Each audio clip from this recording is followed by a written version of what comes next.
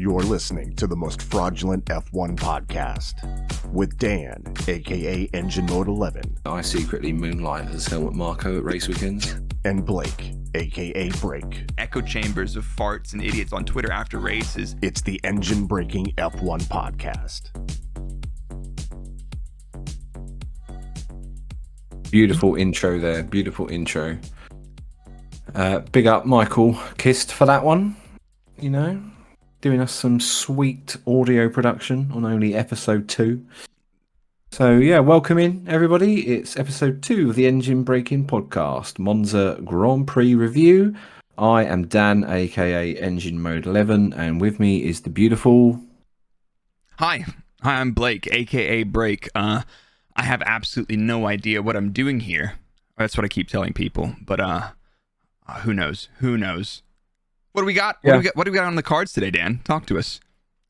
So we have basically a bit of F1 news going through Monza, a little bit of Twitter Q&A, Fraud Watch, Engine Good Boy Award, and maybe we'll finish with some wild conspiracies.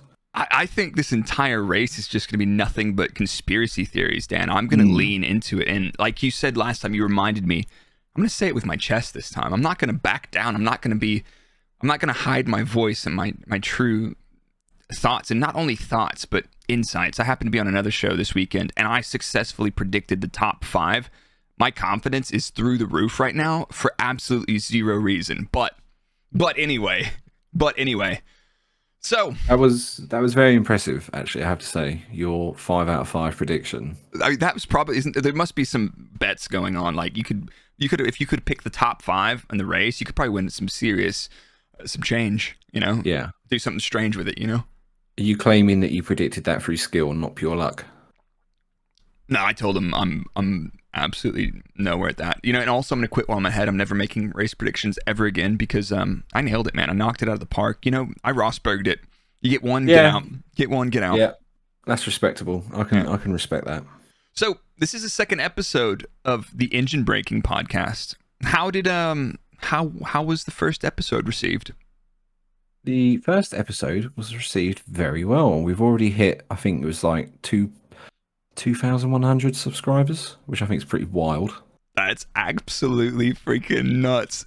Big shout out to Engine Mode Good Boy and his big Twitter gang for absolutely carrying this heap of shit podcast.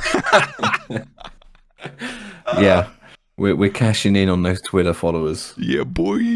So, but you know, 2,100, we can do more than that. So, you know, like, share, subscribe, tell your nan, I don't know, write it on a get, you know, well-wishing card and leave it outside of St. Paul's Cathedral for the Queen. I don't know, just get the word out there. Yeah. And yeah, thank you for listening to our fraudulent shit.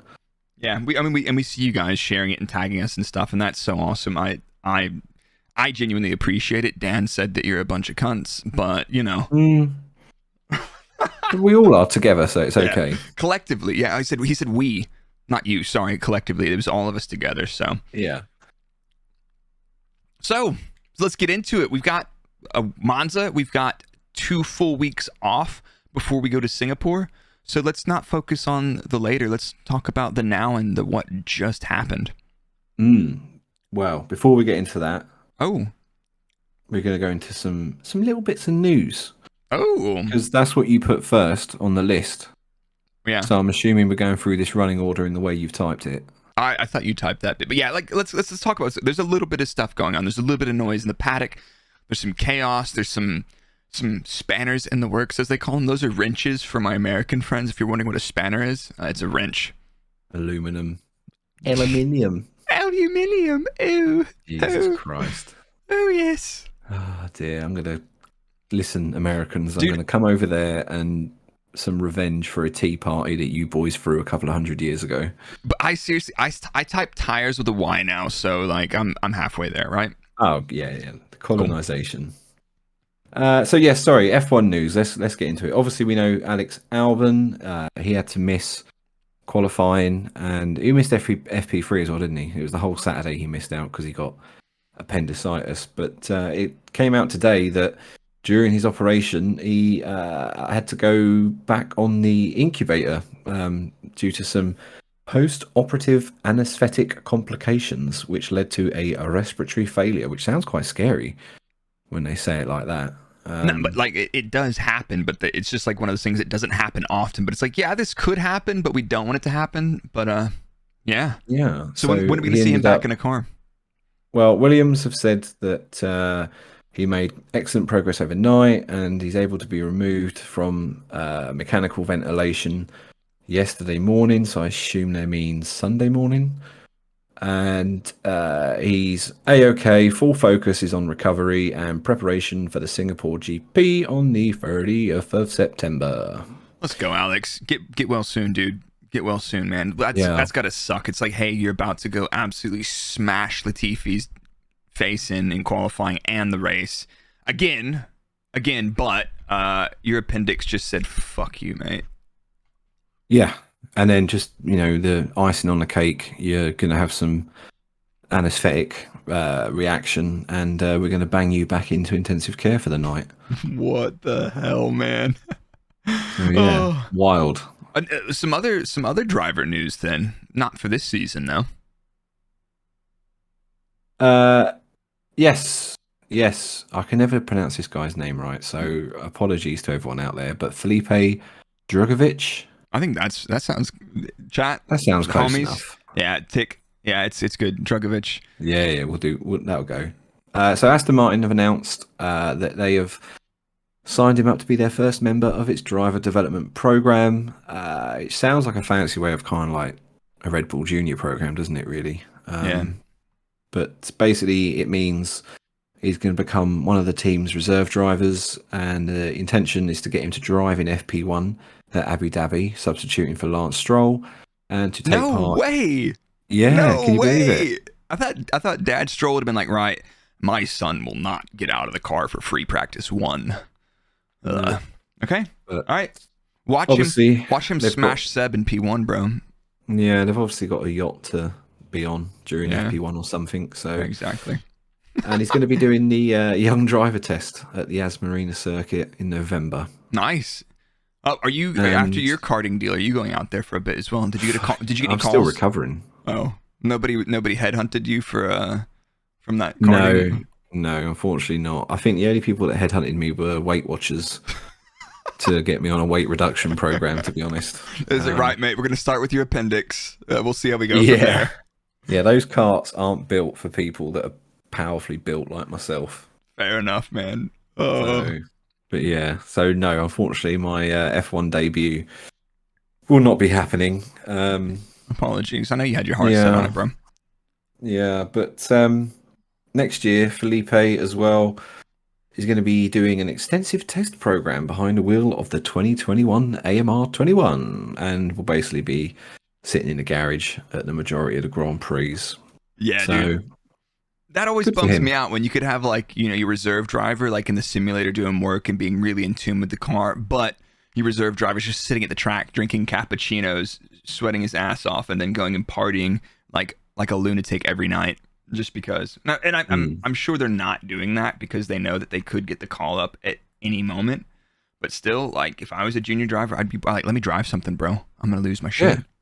Yeah. I'm gonna lose my shit. Yeah. So, maybe he gets to drive the little scooter that goes around and picks up the driver's trackside. Yeah, exactly. Lance, Fernando, please let me carry you back to the pits. Hop on my shoulders. Oh my God. Good on him. I'm not following any of the lower formula right now because Formula 1 is the one that means it's the best one, and it's consuming my entire life and every spare moment of my time. So I'm like, what's F2? I'm in Formula 1 and Alt F4. That's it. That's all I do. Yeah. I just think F2 and F3 were just there to rubber in the track, weren't they? I thought that was their sole purpose. Yeah, it is. Yeah, definitely. Yeah. Okay. Good. Cool. Just double checking. Yeah. Porsche Red Bull. The deal that I said for months, if not years, on Twitter has now decided to not happen, making me look like possibly the greatest fraud ever to be on F1 Twitter. All right, I've just updated. I know we'll get to it later, but I've updated my fraud watch. Oh, have you? Oh, Yeah. wow. Okay. Yeah, I'm updating. But yeah, so Porsche deal, which, Porsche. Apparently I've got to call it Porsche, not Porsche. No, you don't. Porsche. Porsche. Blimey, governor. The Red Bull Porsche deal is off. How do you feel about that? Do you care? Honestly, I'll tell you how. Let me say it with my chest right now. How I feel about that. Yeah.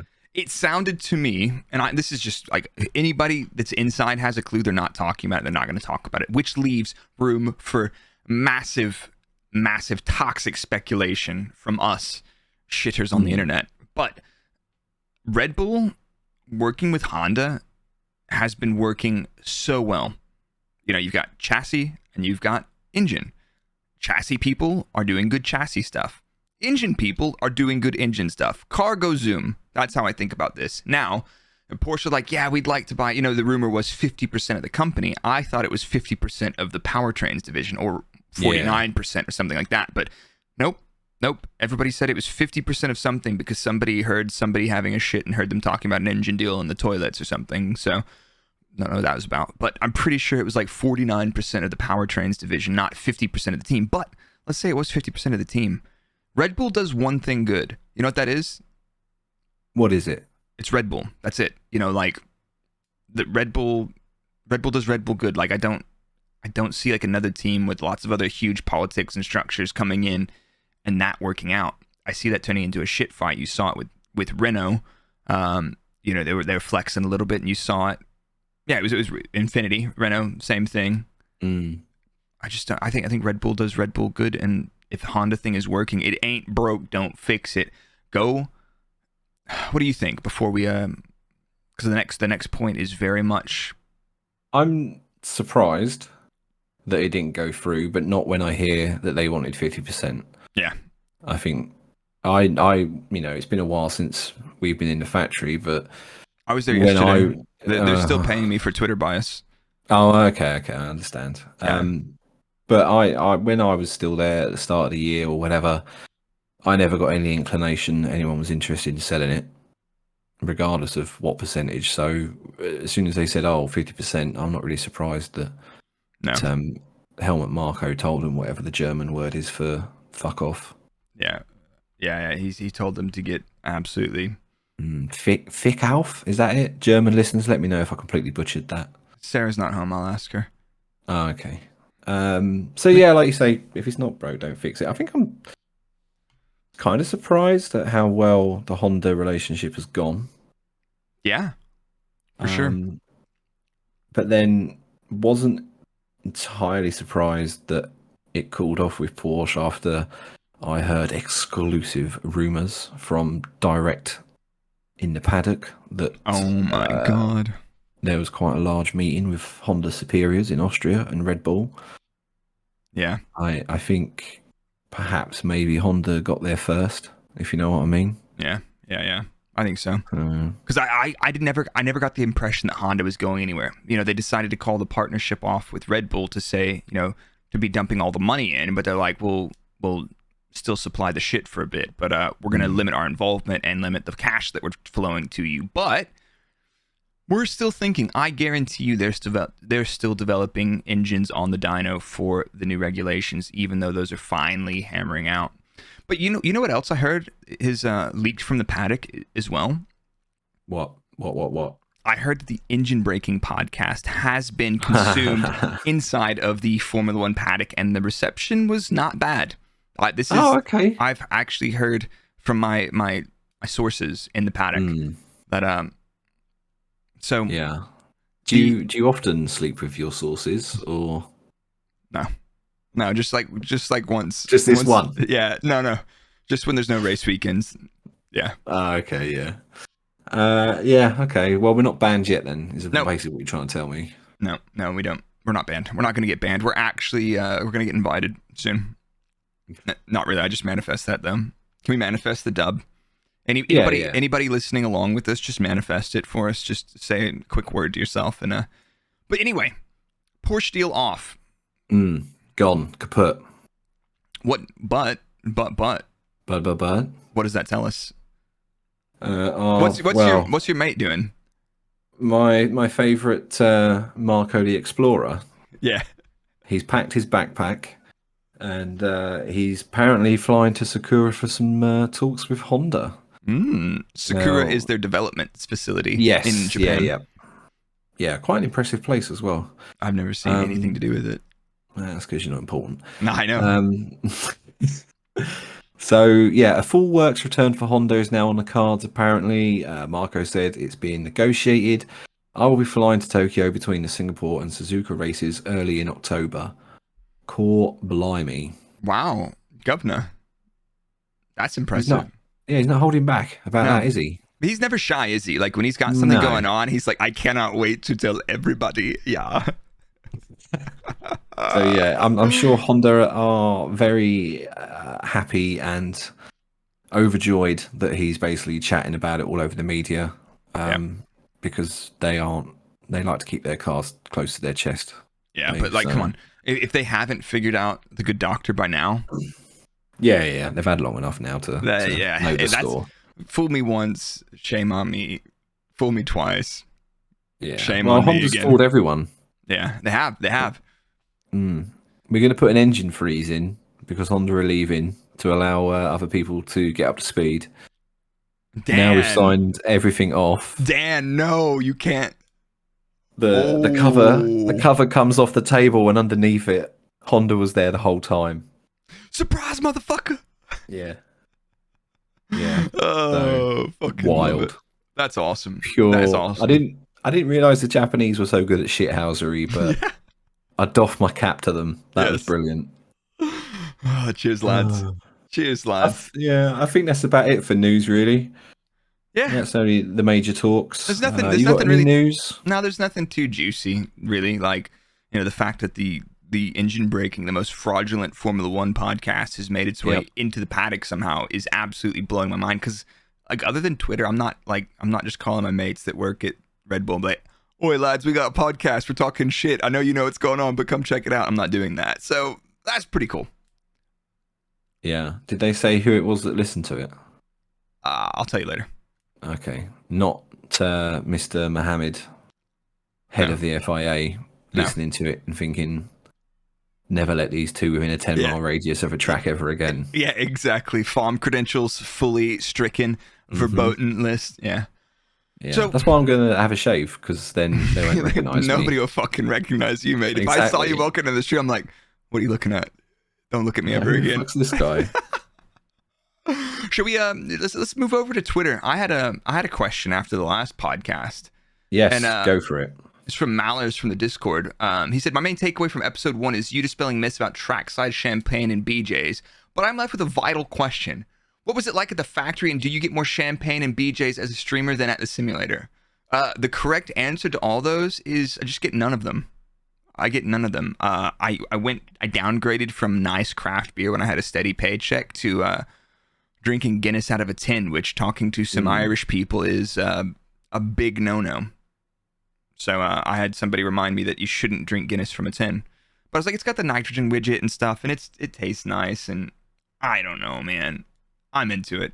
But anyway, so we've got champagne. We got a little glass of champagne if we won, though, in the factory. Yeah, you go to the little debrief, and everybody has a little. Yeah. But also COVID spoiled that. They're like, you're doing debriefs from your laptop, and it's like, well, I can't. Can we just can somebody like mask up and bring a champagne trolley around the design office? No.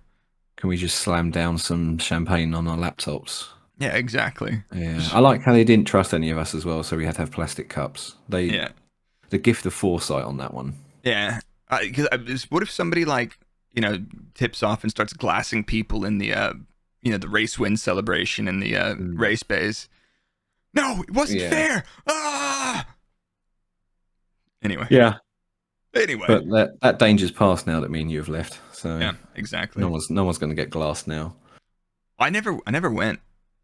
I don't like drinking. I don't like drinking during the day. And even if it was just a sip, it's just like a nice little celebratory sip. I was like, nah, I'll pass out after a sniff of champagne. I'm just like, whatever, I have a headache. Yeah, it was okay, but Christian did one once. When was it? Maybe it wasn't the Baku double DNF. It may have been something else when something went wrong. And he had a go at us because more people showed up to the debriefs when they went wrong than when they went right. So yeah, he wasn't too impressed with that. That's just fucking good marketing, isn't it? Yeah. Nobody gives a shit when you do a good job. Like, yeah, well done. It's like, you did what? You said what on Twitter, Dan? Oh exactly. my God, I'm so disappointed in you. So yeah.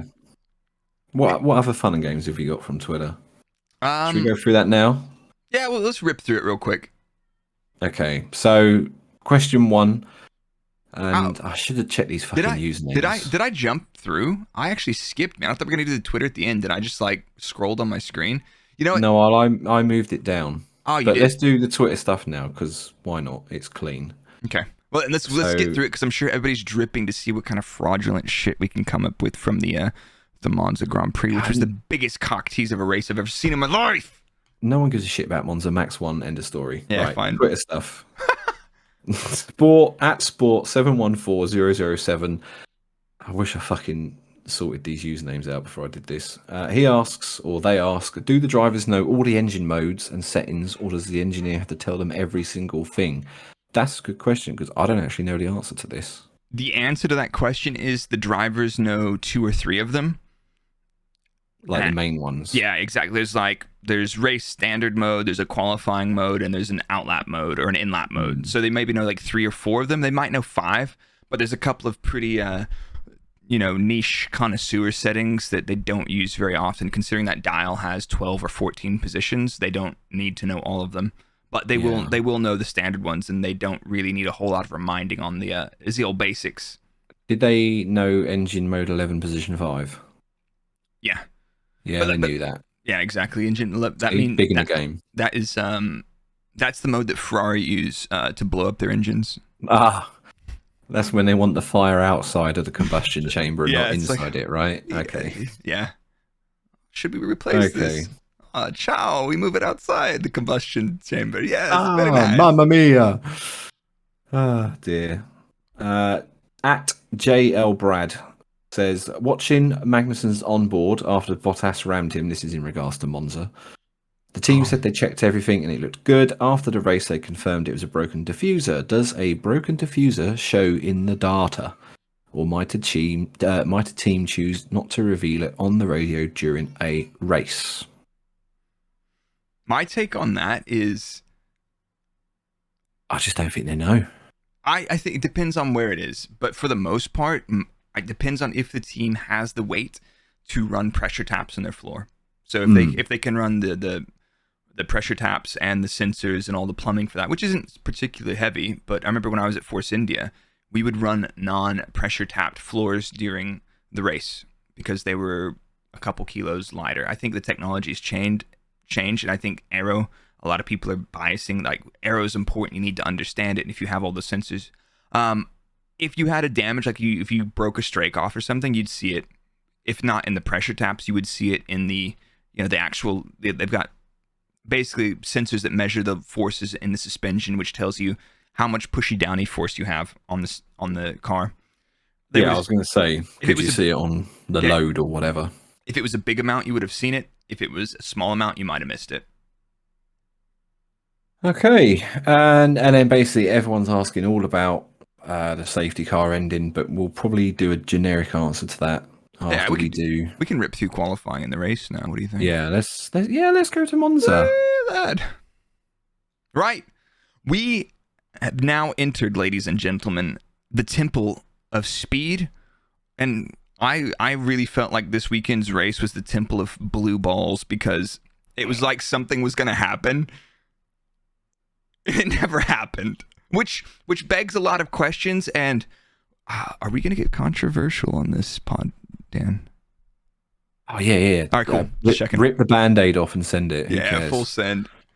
Oh my god, I love it. So, qualifying. I didn't hate it. No, I didn't hate it. Like it was fun. On the show with Tomo and the guys, like that was fun on Sunday. But it's like, if I was sat on my sofa, like trying to dig into it, it was like, all right, cool. We got some gaps. Ooh, some different strategies. Did Ferrari fuck up? Blah blah blah blah. And then let's get into that in a minute. Qualifying. Qualifying was an interesting one. Or was it? I mean, it was interesting in the fact that nobody fucking started where they qualified. So what does it fucking matter? You know, we had obviously Nick de Vries replacing Albon, and then just for the bants, he came out straight away and out qualified Latifi. Mate. Skill gap. Yeah, I fucking slapped him. What was the lap? What did he put on him? So, where's Latifi at? Latifi. He hasn't crossed the line yet. That's probably yeah. why you can't see it. Latifi did a 22.5 and De Vries did a 22.56. So it was very tight margins, but nonetheless, De Vries has just nearly sniffed a Williams that morning after driving an Aston Martin earlier in the weekend. Has a little bit of trouble with the steering wheel, leaves it. He does basically does a repeat of Hamilton brake magic on into turn 4 on his run in Q2, and that prevented him from having a shot at Q3. But I looked at the data this morning, and looking at where he was at, De Vries was not getting into Q3. But that does not take away that car is not particularly rapid, and he's done an exceptional job. But his laps were scrappy for sure. But compare that to Latifi's laps, which are consistently shit and slow.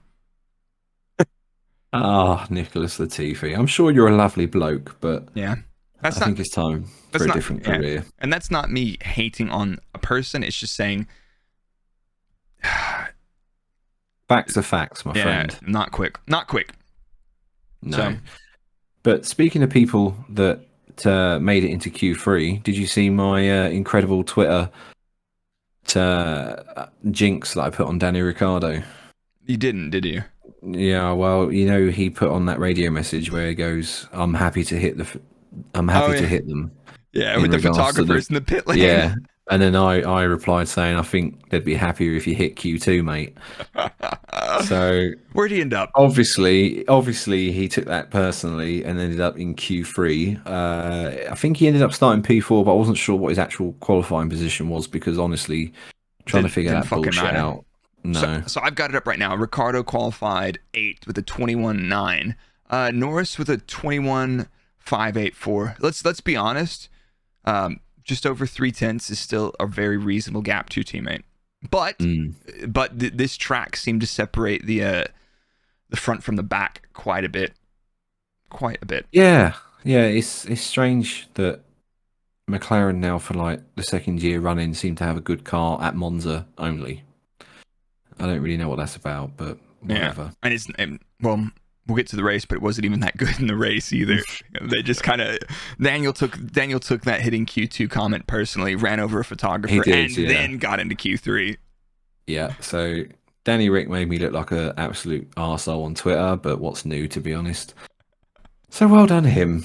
But yeah, we'll get into it because it all turns out that was for nothing anyway. Yeah. And then of course we had, I don't know, what was it, 4 or 5 hours post qualifying before we actually knew where the fuck anyone was starting. I think that's because Ben and his buddies were out on the piss. Theory. Oh, okay. They're out. That's congratulations, everybody. Yeah, they're like, right, congratulations, Christian. We fixed the qualifying so you could get P2 and have a great race tomorrow. Benato, let's have some champagne or sparkling wine. It's not champagne. They're in Italy, so it's probably prosecco. But yeah. You have a sensible answer to this, though, don't you? The reason, in regards to car covers. Yeah, basically, they were waiting until after everybody finished qualifying and anybody submit any repair requests after qualifying, so any Parc Fermé requests to release the final grid. They've got a spreadsheet that says, right, here's how this goes. We'll move everybody around, hit the button, and they all stack back up, and you've got the grid, and they check it. That takes somebody probably 2 minutes to do altogether and check it. But they were just waiting until the evening when everybody had finished up for them to send out the list. I don't think it took them that long to generate the grid. And if you're wondering why it took them so long to generate the grid, we had, 5, 6, 7 drivers with 10 plus place penalties. Max had 5, but, a lot of the people had 10, 15 to the back of the grid, which is a different designation. So, yeah, basically, what's the interesting one? Latifi, all right, Nicholas Latifi qualified P16 and started the race P10, for example. So that's how big of a shuffle that we actually had. Oh dear. But yeah, you know that as soon as, if you did it quickly, there's going to be some arsehole somewhere that says, "Oh, we're changing the gearbox now. You got to plus recalculate 5. it all again." Yeah, exactly. So yeah, there you go. That's a sensible answer as to why there's a delay, but we're going to go with they all went out for a piss up as the official answer. They went out and got smashed. All the team principals were colluding together, which is what they do. That's what the Formula One is. It's them just losing bets. And it's like, all right, well, Toto, you lost the bet. We're gonna pull the safety car early this weekend. And he says, no, no. But yeah, we'll get back to that though. I've got some hate for that one. Is that it for qualifying? Is there any other interesting tidbits you have for us, or is that it? Not really, man. Like I thought qualifying was straightforward. It was an enjoyable session to watch. It wasn't bad, but it was like one of those things. It was like a moot point considering, all right, you've qualified now, lads, and then we'll just throw you your name in a hat and pick them out and pick the grid. Yeah, exactly. So that was all right. It was all right. But it's race time. It is race time then, isn't it? Hell yeah. The temple of blue balls. The temple of blue testicles. Man. What are we saying? So we're saying race start. Lando decided to, I don't know if he left it in reverse or what, or perhaps maybe he just left the car turned off. I don't know. The guy just seemed to go nowhere, and I haven't watched the onboard, so I don't know. I don't know if it was an anti-stall or what, but that start was fucking dreadful. But like, let's put it in perspective. Let's talk about the grid. So in terms of, we said we threw the names in the hat, picked them out. Leclerc starts on the front row with George. Yep. Lando and Ricciardo are on the second row. And fourth. Gasman and Alonso, 5th and 6th. Verstappen, De Vries, a Dutch 4th row. Zhou Guanyu and Nicholas Latifi rounding out the top 10. Notable mentions: Lewis starting from P19, and Perez starting from P13, because those guys kind of have some recovery drives. We don't really talk about them. Who else we got?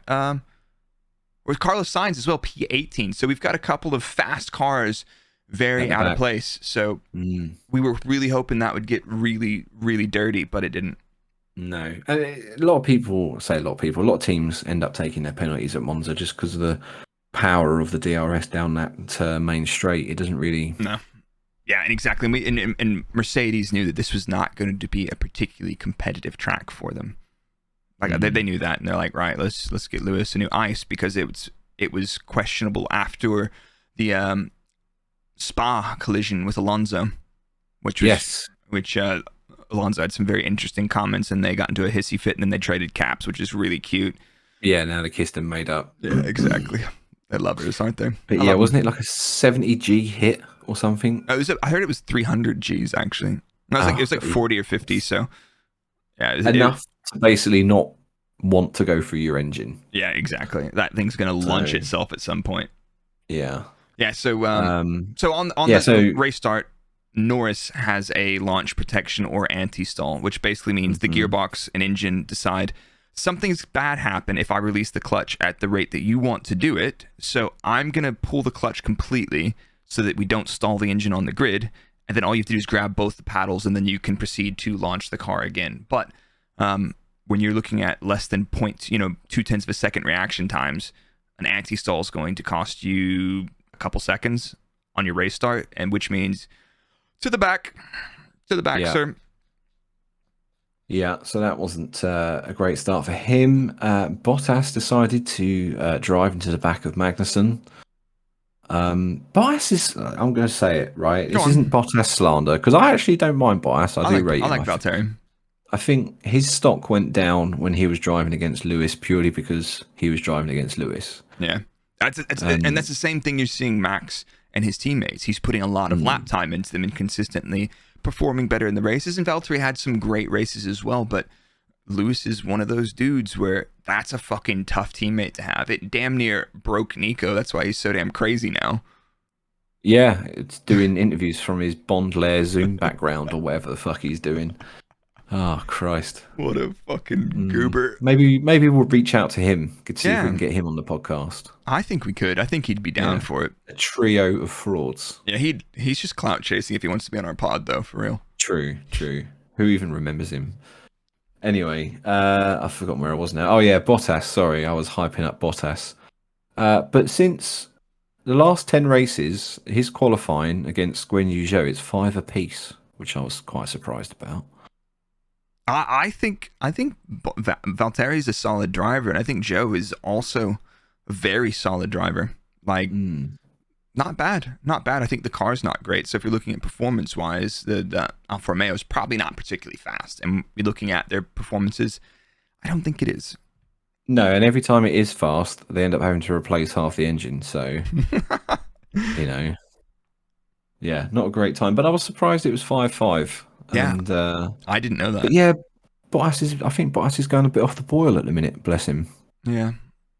So, Ever since but it's good news. Since those for cheeks Alfa were on the Romeo. internet, sweet cheeks were on the internet in Monaco-ish, that was like, all right, mate. Everybody's seen your cheeks. Let's hand in the towel, bro. Yeah. Now here comes all the negative karma. Yeah, exactly. But it was good news for Alfa Romeo because Mr. Guan Yu Zhou, I think, finished 10th, didn't he? And got a point. So Not bad. First time they've had a point in quite a while, I believe. Yeah, where did Joe finish? Yeah, exactly, in P10. What happened to Valtteri in P13 in the end? A lap down. Unlucky.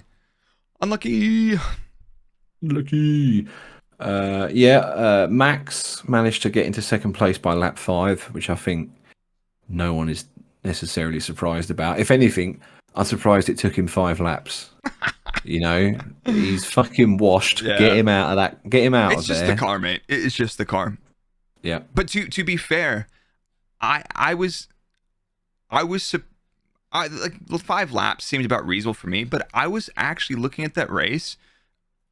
I think I was at first surprised at how little progress Lewis was making early on, and then I looked at all of the shit happening around him, and I'm pretty sure with as much experience as he's got, he's like, I need to avoid these billies smashing their cars into each other for the first couple of laps, and then I'll just start picking them off, and we'll get back to Lewis's race. But he doesn't really feature in this. He kind of has a quiet race in the back, a couple of wheel to wheels with a couple guys, but he was very calculated at his move through the field. He was not in a rush to lose any points because Lewis knows that if they can keep taking some bags of points, they could potentially pip Ferrari for P2 in the constructors. So, one way to look at that is Lewis wasn't very quick. Looking at him in clean air, he wasn't bad. And, seeing all this shit that we saw, there's some jokers back there, and you're not going to want to wheel with them. So, I think that was calculated as fuck.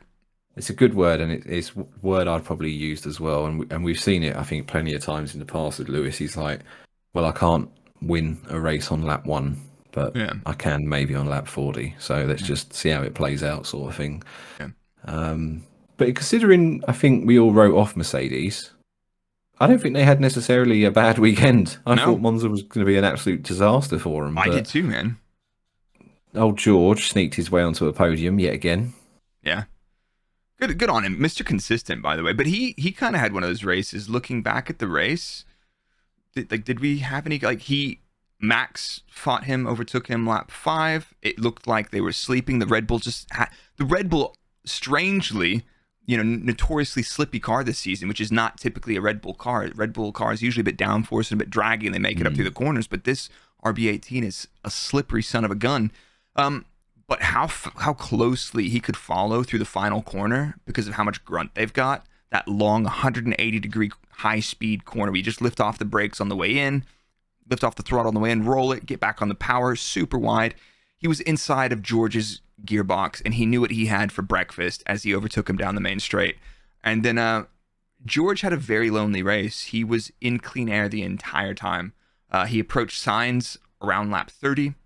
And then drove into the the safety car region at the end of the race. But Russell's race was kind of dull. But again, Mr. Consistent, keeping his nose clean, is coming home on the podium in P3.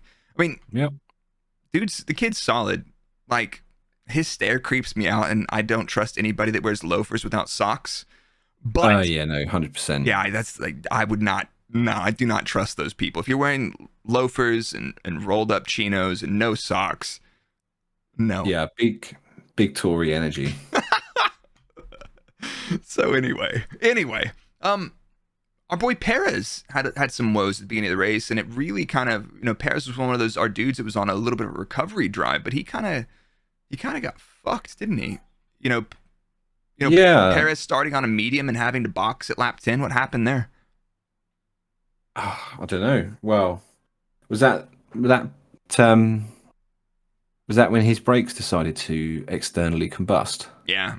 I mean, that was straight out the Ferrari playbook, that one. Yeah, exactly. Like fire where it's not supposed to be. Ferrari said, "Hey, ciao, Stronzo, I got you. Don't worry."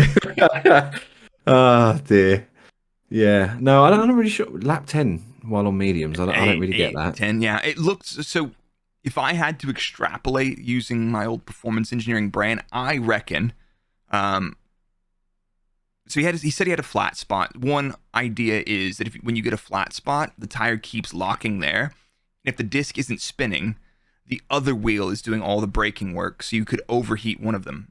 I don't think that was it. Right. Or it's not uncommon to have a little bit of debris because there's lots of intricate piping in those ducts. And if you block one of those... So anyway, they had to pit. I mean, like on the medium, to put it in perspective, Sainz did a one-stop. It was going to be a one-stop. Sainz and Hamilton pit around like laps 30 and 36 off of medium. When you're coming in on lap 8, 9, 10 on a medium, your race is in trouble.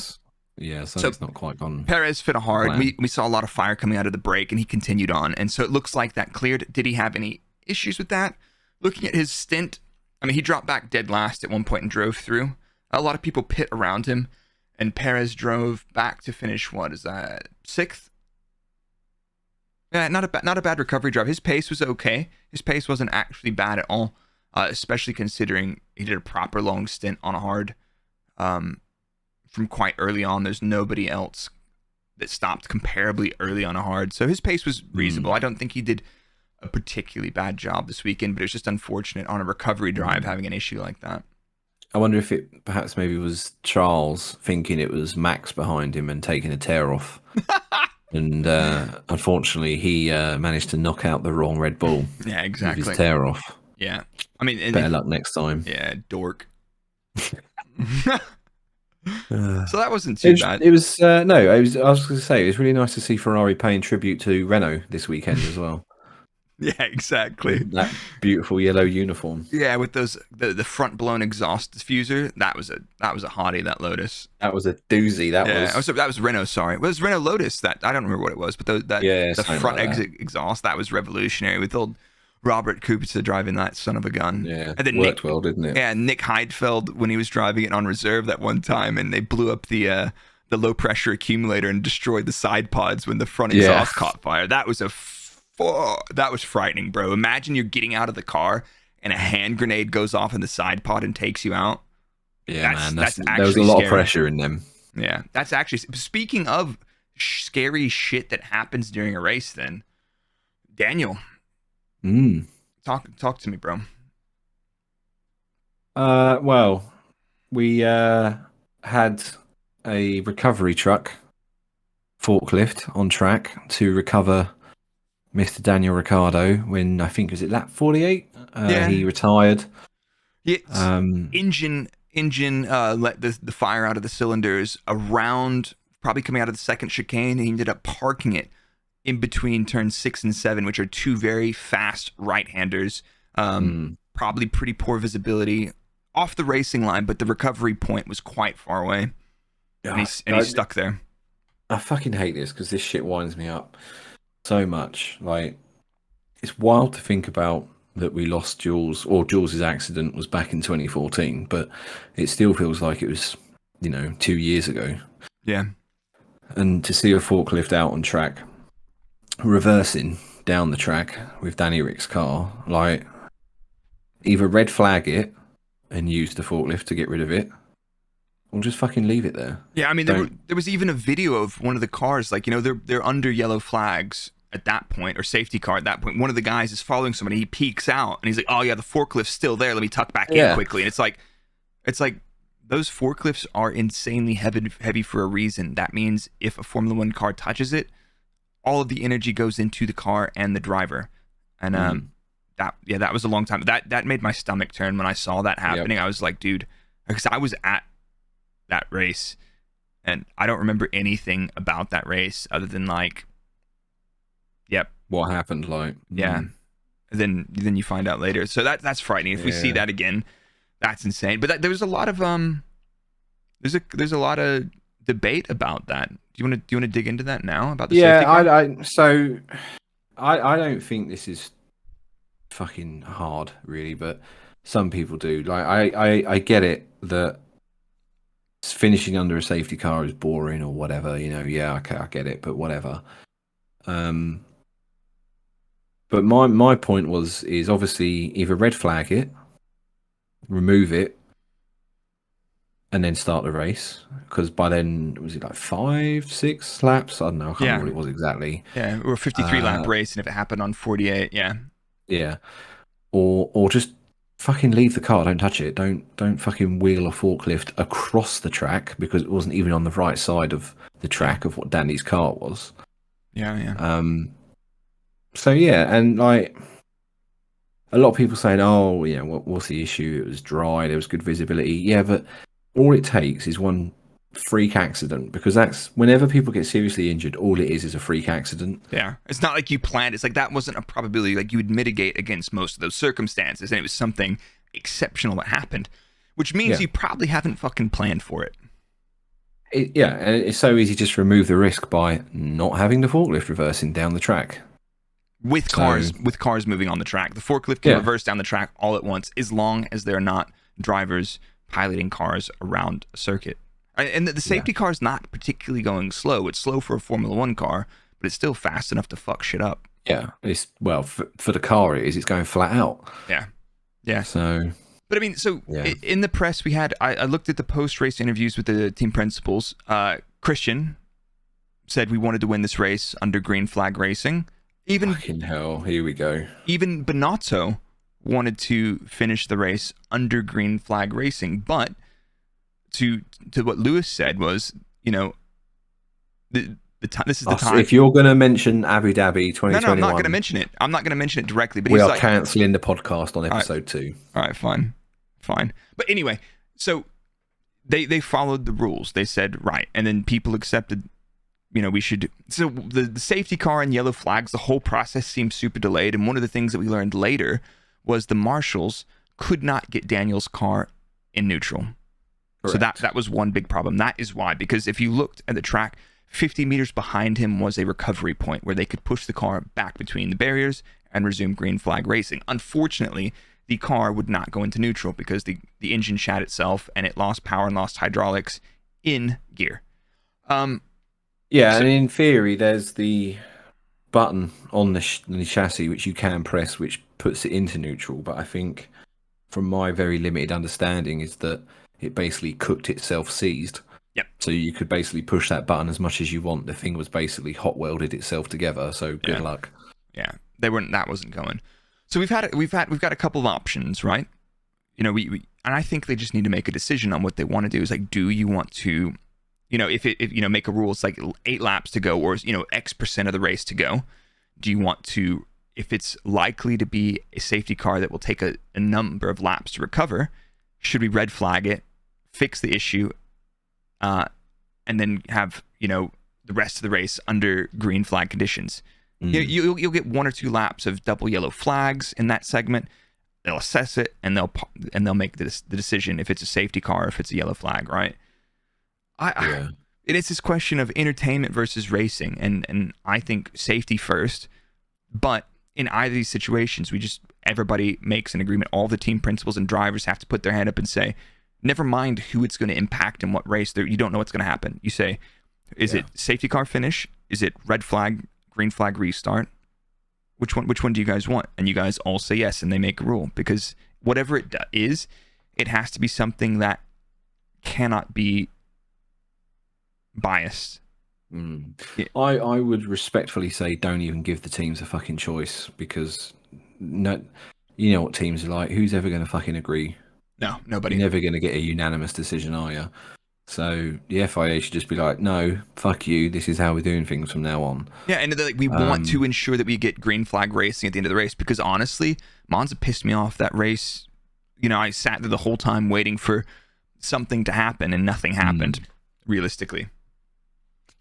Yeah, it sort of fizzled out, didn't it, really? Yeah. So Blue balls still. blue balls. But another speculation from Twitter, and a lot of people asked, and it's a good question. Jesus. It's a good question. Can we add laps to a race? And the answer is no. And the problem with that is fuel. So teams are pushing the fuel, and if you have to every time carry an extra lap of fuel, that's stupid. It doesn't make any sense. You know, how many safety car race finishes have we had in the last 2 years? One. I can't think of any others. Yeah, exactly. So it takes roughly, on most circuits, I remember this from back in the day, it takes about 5 laps of safety car pace to save enough fuel to be able to do one more lap. Yeah. So... And you know there's going to be someone out there, some team, that say, for this race, we're going to fucking risk it and just not put any extra in. Yeah. And then they'll get a safety car, and then they'll get fucking stuck on track. Yeah, it's just... AKA Sebastian Vettel in Hungary. The extra lap, I don't think, is an answer in that, like, how you facilitate that. The answer is, everybody, FIA says, we're green flag racing it if we can, you know, following the procedure, which means we need to red flag it so that we can do everything else right. Or we're going to finish under safety car if it happens that way. Which, if I was a fan at the track, I want to see fucking green flag. And if I'm watching on TV, I wanted to see green flag. Is that a abomination to the sport? No. Red flag the shit. Pull them in the pit lane. Let them change tires. I love the fact that you can have a safety car at the end of the race, and then have a sprint to the end because of chaos, because of Nicholas Latifi or Daniel Ricciardo. But anyway, so that's... I think that sort of answers how we feel about that. Yeah. I won't tell you how I really... Yeah, well, I did, actually. I'm honest with you guys. Yeah. We can all be honest here. What about our boy Nick? We big up them through his qualifying run, even though it was a little bit inconsistent. But for first day in the office, you know, sink or swim, I think he swam nicely. Yeah, so he turns up on a Sunday, gets in a Williams, finishes P9, refuses to elaborate, leaves. My favorite shit was him on the radio. He's like, guys, I can't get out of the car. And if you're watching this on YouTube, he's just like, get me out, please. And he had the boys help him get out. Exactly how I felt after karting. Yeah. I was like, I've got something in common with an F1 driver. Yeah, pick me up off the ground. But yeah, no, he did himself proud. P9. I think, again, you may have this on your machine there, but I've seen a graph where it's got like average lap times, and Nick's is far more consistent during the race on the TVs, which I thought was quite amusing, if that's true. Nick drove a great race, and Latifi just fell off the back. I mean, to be fair, De Vries was in kind of a train for a bit, wasn't he? And he was stuck there. So that was, but he had a car up his chuff for a substantial part of that race. If I'm looking at that right, was that Zhou? Yeah, it was Zhou and him like getting really close in the final stint because Nick went pretty long on that medium. He did a one-stop soft medium. So yeah. So another wild internet rumor that I've heard is that apparently 30 minutes after the race, he was having pre-contract talks with Williams. 30 minutes. And you just like, it's one of those things where there's a camera shot and like you're talking, it's De Vries and the team boss chatting there, and then you just see Latifi just sadly eating ice cream in the back corner. Or just walking into the room and everyone goes silent. He's like, what are you talking about? He's like, oh, nothing. Nothing, mate. Everything's fine. Nothing to see here. I think Nick has nicked Nick. Nah. Nick has nicked Nick. Yeah, I think I love it. See you later, Latifi, I'm afraid. So is that our race done pretty much? I think pretty much, yeah. I was just going to add on to that is I think, you know, I do hold my hands up sometimes and admit when I was wrong. And although I didn't publicly say it, I don't think I've ever really rated De Vries. I think I've always sort of thought of him as a Formula E merchant, you know what I mean? Yeah. Now, I'm not saying he's the second coming of Christ, but I think he's certainly done himself proud. So he should be. Yeah, that's a performance to be proud of. You know, you only get so many opportunities like that in life, and he's grabbed it by the balls, and Monza blueballed him. But he did finish. Do you reckon we see him in Williams next year then? I'm not sure. I think there's still better options out there to explore. Yeah, and I don't know who they are, but I'm just gonna agree with you because okay, I don't pay any attention to any of those All young right, shits. We'll revisit this. I'm going to say we do. Okay, you thinking he does? You're going to say he Everybody doesn't. remember that? Yeah, exactly. So it's me versus you. Yep. Okay. And if I'm wrong, I'll just edit the podcast and delete it. So not a problem. Yeah. Well, why have you guys re-released episode 2? Oh, we just had to do some edits. Don't worry. I think that's it really for the race. Lando P7, Lewis driving with a good recovery ride to 6th. Sainz. No, sorry, that's the championship. So wow. Sorry, I had the wrong. I was ahead of myself. Lewis, coming in P5 with a good recovery drive. Sergio also recovering that. Sainz P4, just missing out on the podium. Realistically, Sainz was going to catch Russell. I think he would have overtaken him if we had not had a safety car. But Mr. Consistent, right place, right time, keeping his nose clean, driving a great race. George on the 3rd step of the podium. Leclerc. But you know what we haven't talked about? What have we not talked about? Ferrari. Oh, you're right. We completely missed that. We blue-balled everybody, but now we're gonna finish the deal here. So one of the things that everybody was wondering, did Ferrari fuck up by pitting Charles around lap 11 from the VSC? I mean, I'm just going to say yes, purely because I feel like you can say yes, and 9 times out of 10 you'll be right. Because it's Ferrari. Yeah. But I'm now going to lean on to you and your expert knowledge to tell me if that's correct or not. Well, looking at the data, I reckon Charles was leading Max on the race start. Max got through Russell pretty quickly. And then it was pretty clear that on the defensive, Max had more pace in hand on the new soft.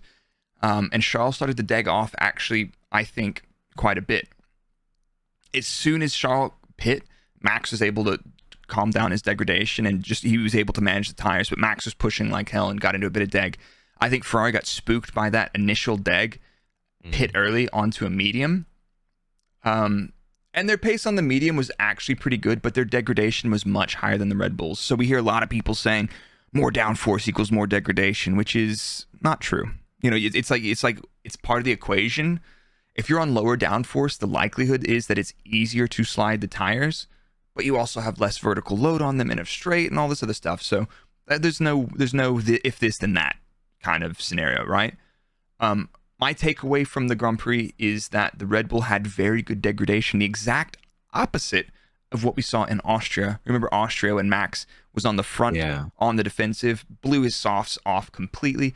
I don't think Leclerc had it that bad, but in order to take an extra pit stop, albeit under the safety car, virtual safety car, which should have been a 14-second loss, but the track went green during his stop, which means he actually lost 19 seconds. On leave it to Ferrari to do a good weekend for once and then get this unlucky. But I don't think that impacted their race. Looking at the numbers, to go from that point, Charles needed to find 0.35 seconds per lap, average per lap, over Max through the race. And Max was faster through the entire race. Looking at the gaps, Max was, 18 seconds ahead. Then Max stopped.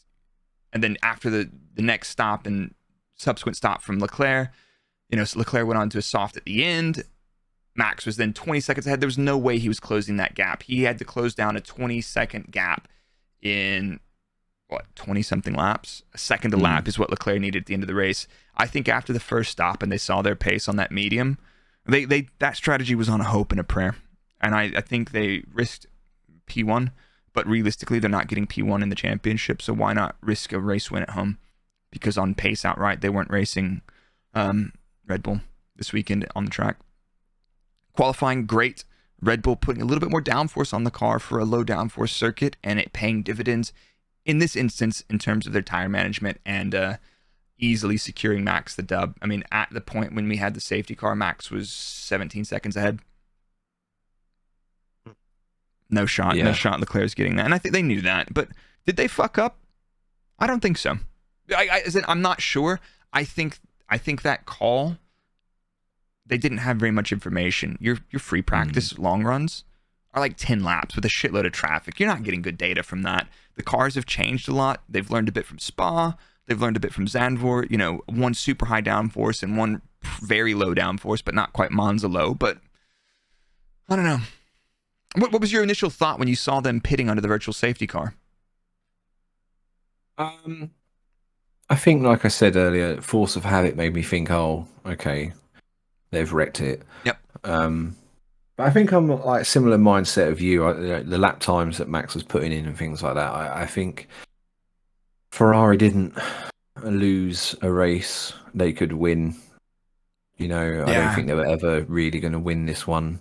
I think they did the best they could, and if we hold it up to their previous standard of this year, I think it was a reasonable decision. Yeah, no, I think so. Like it wasn't that bad, but I'm looking at that, and they were on hopes and prayers on that first VSC that the medium was going to be magic for them, and I don't think it panned out. But I think they knew they were going to get eaten alive anyway. So it was I think it was in hindsight, like saying all that out loud and hearing your thoughts on that, I think it was a calculated risk to take home P2 when P2 was the max they could get. Yeah, fair enough, isn't it? Yeah, it's easy. It's not. At least they had a car on the podium in Monza. Yeah, and if not for the safety car, they were going to have two. Yeah. So there you go. They're probably not going to win it anyway. Do you want to go into our wild conspiracies? Let's cut through them. Let's cut through them. Get started. Wild conspiracy number one. Yeah.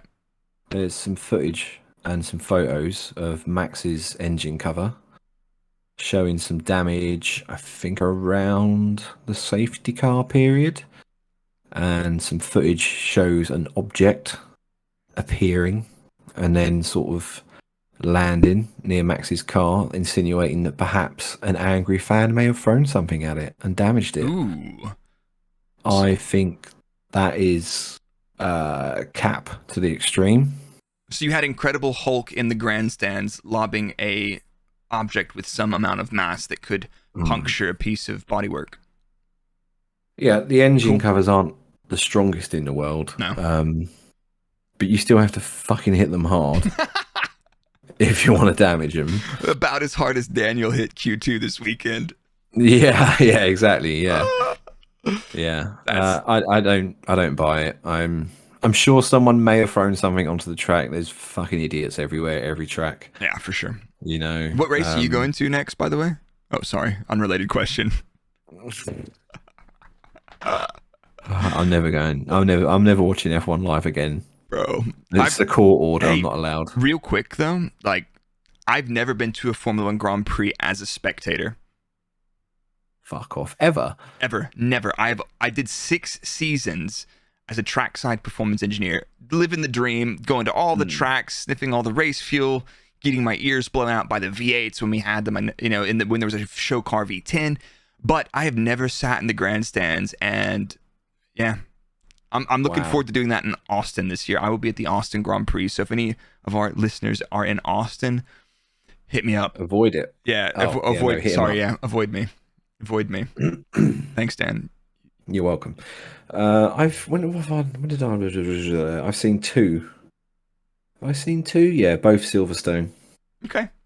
When was Williams really good? Was it 2014? Yeah, I think so. When they came third. May have been 2014. Yeah. It was 14 or 13, but like it was the hybrid because it was the white martini livery. How the dude Williams beat Red Bull one year. Yeah. It's wild, isn't it, to sort of think. Oh my god, dude. But like F1 fans now, the new generation of fans that are coming in, welcome to all of you, by the way. But you're looking at this season thinking like this is kind of the status quo. It's a little bit of mix and match. And like they'll know that Mercedes were the big dogs and they've stumbled on this year's design. But nobody's thinking the car that Alex and Latifi were driving was third in the Constructors' Championship back in the day. In the last 10 years, it fucking happened. Yeah. It happened. So the mighty have fallen, and maybe one day they'll be back. Anyway. Maybe. And then what was the other one? I think I'm going to say 2017, but it could be a guess. I don't know. Nah. It was definitely while I was still working at Red Bull, and I just went as a spectator. A spectacled spectator. And it was weird. I didn't like it. I didn't have a headset on, and no one was shouting. And I like watching it from TV. That's it. It was definitely. I'd say everyone should watch a race live once. Yeah, at least. But like, I think I prefer more information. While I'm watching a race. Well, what I'm going to try to do is get Max and or Checo or GP, be like, dude, just get me a pit pass. I know they're expensive, and I know your girlfriend wants to come, but tell her to fuck off. I'm coming in. I'll take her pass. It's fine. So we'll see if we can do that. Another conspiracy. I've still got Adrian Newey's phone number. I'll call him. To give him a ring and basically say, listen here, you bald fuck. Oh my God. Hold on. I sorted out your home office. Right? Yeah. You owe me. Yeah, exactly. Anyway, other conspiracy theories. I've got one, man. We didn't hear anything about this on Twitter, and I'm actually appalled. Dude. I really feel like Formula One engine manufacturers have way too much influence on what's going on, because they get to put their engines in other people's teams. They get to put their test drivers in other people's teams. And then all of a sudden, when Sainz is about to catch your ass, George Russell, somebody pushes the button on their panel, which explodes Daniel Ricciardo's car in the most difficult to recover position, and also then hits the button that welds the transmission shut so they can't select neutral. I just feel like these engine manufacturers have way too much influence over it. Like, I know you have sister teams and stuff like that, but that's nothing. When you control their engines and you can blow them up at will. Yep. Arrest Toto Wolff immediately. Yeah. But anyway, that's just a reminder from our boy Yuki. If anybody's thinking about conspiracy theories like this, book yourself an appointment at your local hospital. Go have a brain scan done. And if that comes back inconclusive, stay off Twitter. Yeah. Stay the fuck off Twitter. I'm really glad that Yuki's English culture lessons went so well. Yeah, dude. He's like, you need to get your head checked. He's picked that up from Milton Keynes. Yeah, 100%. Bro. 100%. But anyway, I think that's good for conspiracies. But should we start wrapping up the last bit, our fraud watch and our engine good boy awards? A fraud watch. We don't have a musical bumper for that. We'll get one. Michael, if you're listening, we need fraud watch. You're listening to fraud watch. Michael, for the intro. That's but beautiful. Now it's time to get back to work. Yeah. All right. We need fraud watch. Fraud watch. So the obvious choice here is probably Latifi. Yeah. But I feel that I'm not down for the obvious choice. And I'm actually going to give it to Aston Martin. Oh my God. For their double DNF in Monza. Yowza. And basically they're just general luck or demeanor or whatever recently. Yeah. For a car that looks so much like the RB18, it ain't. Copied the homework, didn't understand the assignment. Yep. Yeah. So yeah, Vettel had a failure. A little bit of smoke coming out the back. Yeah, the fire. But then apparently they just retired Lance Stroll because they were like, "Oh, we're just going to save the engine." You know. Yeah. That's how confident we are in you, Stroll. It's pointless you driving around the rest of this race. You might as well just come in early. We'll beat the traffic, leaving the track. Yeah, exactly. Yeah, fair enough. That's not too yeah. bad. So Aston Martin, you're on fraud watch. Must do better. Okay. What about you? I had one nominee, but I think I've changed it. Okay. I was gonna say Haas because they're looking like a bunch of vankers lately. You know, they're looking pretty rough, and it's difficult in the midfield team. And maybe they've lost all their money from some place, and it's hard done by, and that sucks to see it. But you're on my fraud watch now, considering you've gassed up this Porsche deal for so damn long. Yep. And the Germans have pulled the plug, or between the Germans and the Austrians, they have severed the ties. It's not proceeding. So you're on my fraud watch until Honda get announced. So I'm just going to keep repeating that every week. Yeah, if you expect an apology, then you can fuck off. So, all right. As we should do, honestly. As expected. Which brings us to the Engine Good Boy Award. My Engine Good Boy Award. I think obviously the obvious answer is Nick de Vries. Yeah, obvious.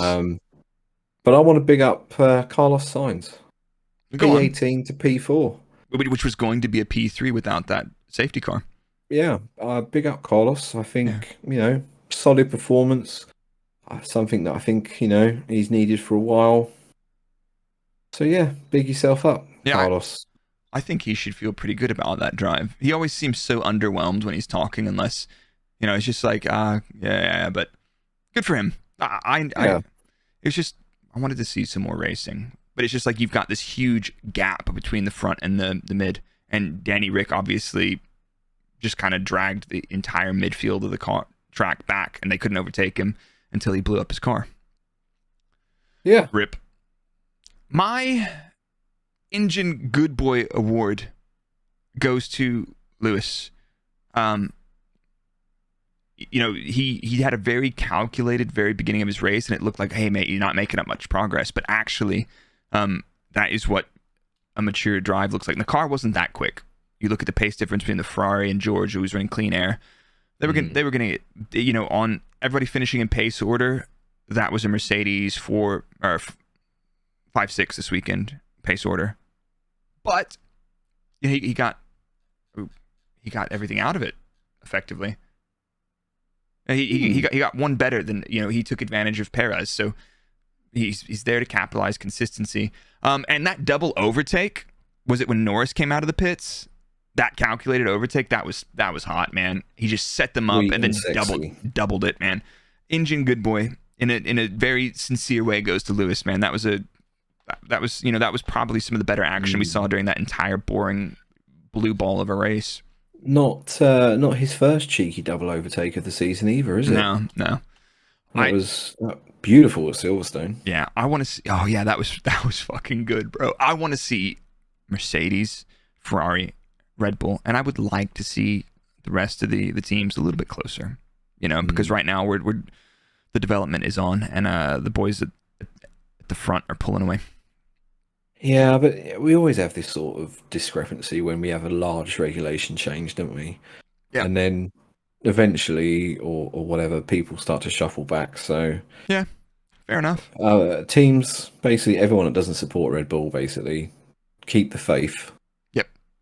Yeah. And you shall be rewarded. And if you do support Red Bull, great decision. Then will. Yeah, good job. Yeah, good job. So, I feel like, is that the end of our show for the day? I think so. I can't think of anything else we've missed.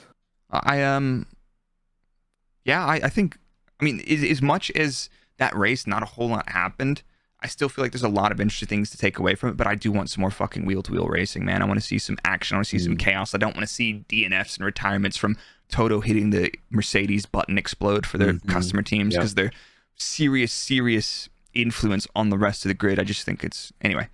But, so for anybody listening... This, by the way, this episode is sponsored by your local tinfoil manufacturer. Yeah, exactly. I don't even know what the brand's here called. Was it like... I don't know. What's an American brand of tinfoil? Come on, Blake, tell me. We need to reach out to them. I have no idea, but we need to work on that. Baker foil. Yeah. That sounds like a name. I'm sure that exists. I'm pretty sure that's it. But yeah, so what would you tell our listeners and our viewers on YouTube? Because these videos are going on YouTube. I'm just getting a couple things sorted. The podcast will be live tomorrow. Should be, yeah. But by the time people wake up, it should be out there and live. And then I'll have the YouTubes from the last 2 weeks out, and the YouTubes will be live. I'll put links on our socials for everybody to find them. And when the episode's live, Dan's going to push that, publish, and all of you are going to go listen to it. You're going to enjoy it. And once you've finished enjoying it, you're going to share a story on Instagram, tell all your mates about it, call your nan and tell her, You're never going to believe who I heard today. I heard Engine Good Boy and Brrrake. Exactly. No. Oh God, I don't know. How do we even take ourselves seriously? I don't know other people. We fucking don't. Oh yeah, good point. Obviously, next weekend no race, so we're gonna work on think, something. We gotta find something. Yeah, We'll I find a think we're guest gonna- and we'll do a show. Yeah. We'll do something cool. So yeah, I'm gonna go down to Buckingham Palace and interview King Charles. Ask him what he feels about Abu Dhabi 2021. Yep. So yeah, and then probably get arrested by Secret Service agents. That's cool. Can we get some of them on the show too? Yeah, why not? Is that an MP7? I love that. That's great. Yeah. Why are you pointing at me? Yeah. Do you play Escape from Tarkov too? I've got one of those in my stash. Yeah. Big Tarkov fan. So, where can everybody find you, Dan? Everybody can find me on their local episode of Crime Watch. After you shave the beard. Or they can find me on at Engine Mode 11 on the Twitters. Love that. And then if you're looking for me, you can find me at Brrrake on Twitter. That's BRRRAKE on Twitter and Twitch. And then on YouTube, I do a little bit of analytical Formula One content at BrrakeF1. You can also find me on TikTok. And we are going to have an engine braking podcast, TikTok and Instagram Reels coming very soon. I've got those in the oven. We're going to start baking them up and getting the most fraudulent content on the short form platforms coming straight into your mobile devices, taking over your brain, consuming all of your attention. So, I think that's it. Yeah, we got 3 quick questions before we go that we forgot to do. Oh, yeah. Blake, does pineapple belong on pizza? Honestly, it's 2022. You can put whatever the fuck you want on your pizza. If you put Skittles on it, I'm not going to hate you. I'm just not going to love you. You? Right, the correct answer is no, it's a hate crime. Okay. Does Danny Rick need a hug? He's got 15 million hugs in his bank account right now. So I do like Daniel. I would straight up hug the dude and wish him all the best. And I hope he finds a seat. And I hope he finds a car that he can drive. And yeah, that's it. Yeah, I'd give him a hug and then whisper in his ear, "Big dick energy." Yeah. Are we going to see Latifi at the job centre? I'm still burning through my life savings, so maybe in about 12 months. Yeah. Okay, I'm going there tomorrow, so we'll see. All right, cool. I'll let you know. We'll do a live stream. All right, cool. Dan, if you're gonna revive your Twitch for that? Yeah, just for that. Yeah. Cool. All right, I think that's a wrap. Y'all stay fraudulent, and we'll see you next week. We don't know what that episode's going to be, but we're gonna come up with some unique stuff, and we're gonna have a great time in this downtime between our Singapore Grand Prix. So, you guys stay fraudulent. Yeah, stay fraudulent and fuck off. All right. Later, jokers.